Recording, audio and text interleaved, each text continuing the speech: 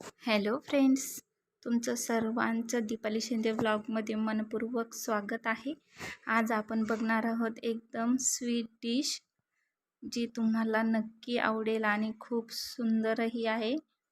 आज आपण बघणार आहोत मैद्यापासून बनवलेली एकदम मस्त अशी डिश, ना घेवर ना खाजा, अशी वेगळी आगळी डिश बघणार आहोत.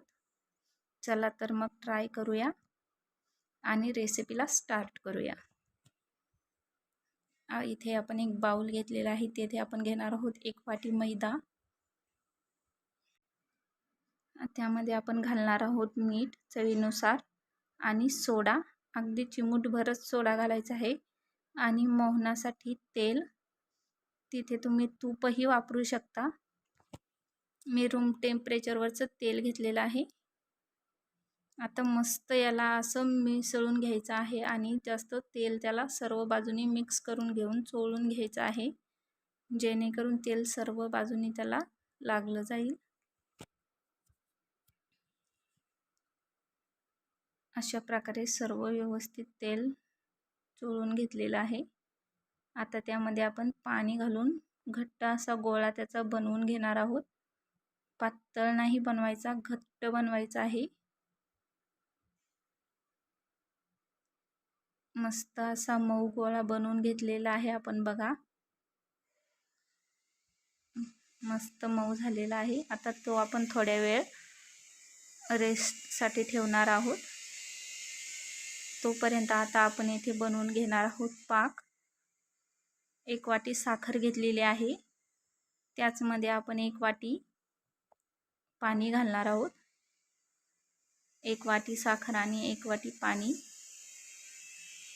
येथे आपल्याला आता पाक बनवून घ्यायचा आहे.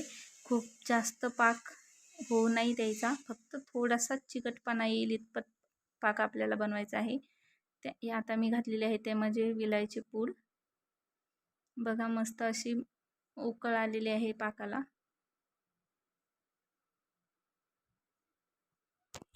अशा प्रकारे आपला पाक रेडी आहे. आता आपण रबडी बनवून घेणार आहोत. इथे मी घेतलेले आहे 2 वाट्या दूध. दुधाला उकळ आणून घ्यायची आहे. अशा प्रकारे त्याला सारखं जरा ढवळत राहायचं आहे. थोडीशी साखर घातलेली आहे. आता मी येथे घातलेले आहे दूध पावडर, जी मिल्क पावडर आपण आणतो ती मी जरा दुधामध्ये मिक्स करून घेतलेली आहे, त्यामध्ये गाठी येऊ नये म्हणून काही. आणि अशा प्रकारे हलवत राहायचं आहे. खूप असं आता फुल गॅसवर नाही ठेवायचं, टेम्परेचर कमीच ठेवायचं आहे जरा. आणि सारखं असं ढवळत राहायचं आहे, जेणेकरून मस्त असं घट्ट बनलं जाईल आणि त्यामध्ये कुठल्याही प्रकारचे गाठी वगैरे बनणार नाहीत. आता आपण येथे एका वाटीमध्ये मैदा घेतलेला आहे. 2 चमचे मैदा घेतलेला आहे मी. त्यामध्ये मी घालणार आहे तूप. अशा प्रकारे तूप घालायचं आहे आणि ते चमच्याने असं व्यवस्थित करून घ्यायचं आहे. थोडंसं कमी जर तूप पडलं असेल तर त्यामध्ये आणखी जरा तूप घालायचं आहे आणि असं मिश्रण बनवून घ्यायचं आहे. आता आपलं पीठही मस्त भिजलेलं आहे बघा, त्याला असे पांढरे बबल्स आलेले आहेत. आता आपण ते मळून घेणार आहोत. पुन्हा एकदा मस्त मळून घ्यायचं आहे आणि त्याचे छोटे छोटे गोळे बनवून घ्यायचे आहेत. अशा प्रकारे गोळे बनवायचे आहे. खूप मोठे हे नाही आणि खूप छोटेही नाही. बघा, आता आपण एक गोळा घेतलेला आहे आणि तो असा मस्त त्याची चपाती लाटून घ्यायची आहे. एकदम पातळ अशी लाटायची आहे. मस्त. इथे आपले आता हे आणि आपण जे मिश्रण बनवून घेतलेलं होतं मैदा आणि तुपाचं, ते आपण याला इथे लावून घेणार आहोत सर्व बाजूने. त्याने मिठाईला मस्त असा फ्लेवर येतो. आणि आता आपण त्याला असे चाकूने कट्स मारणार आहोत. मस्त असं साईड तशाच पॅक ठेवायच्या आहेत. पूर्ण कट नाही मारायचे, फक्त मधल्यामध्ये मारून घ्यायचे आहे. आणि आता अशा प्रकारे गोल गोल करत त्याची एक लांब असं बनवून घ्यायचं आहे. बघा मस्त असं गोल लांब बनवून त्याचे आपण असं गोल प्रेस करणार आहोत त्याला. बघा मस्त. आणि आता आपण हे लाटून घेणार आहोत. खूप जास्त नाही लाटायचं, फक्त साईज एवढी ठेवून लाटायचं आहे. अशाच प्रकारे आपण दुसरंही बनवून घेणार आहोत. बघा मस्त.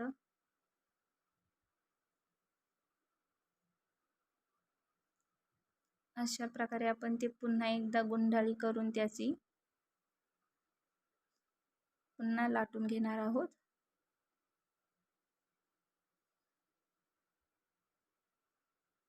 साईड चांगल्या पॅक करायच्या आहे, कारण मैदा आहे तो लगडला जातो, त्यामुळे चांगल्या भाजून घ्यायच्या आहेत.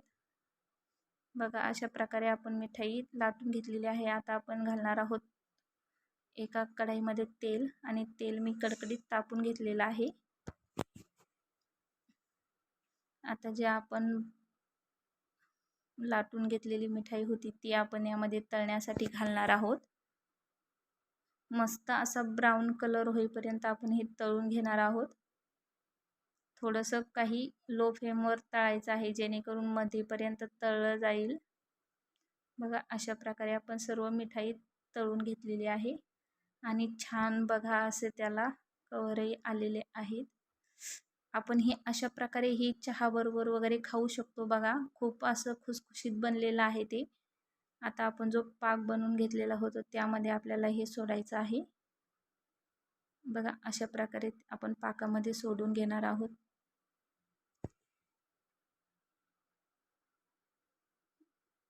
एक 5-1 मिनटं आपण ते पाकामध्ये ठेवणार आहोत, जेणेकरून त्यामध्ये पाक मुरला जाईल. बघा मस्त. आणि आता आपण हे काढून घेणार आहोत. बघा मस्त असं आपलं पूर्ण मिठाई आपण पाकात बुडवून घेतलेली आहे. आता त्यावरती मी घालणार आहे काही ड्रायफ्रूट्स, ज्यामध्ये काजू, बदाम आणि पिस्ता आहे. खूप सुंदर दिसते बघा. आणि रबडी ठेवणार आहोत. मस्त. आणि अशाच नवनवीन रेसिपीसाठी नक्की माझ्या चॅनलला सबस्क्राईब करा, लाईक करा, आणि रेसिपी आवडल्यास कमेंटही करायला विसरू नका. व्हिडिओ पूर्ण बघितल्याबद्दल धन्यवाद. थँक्यू.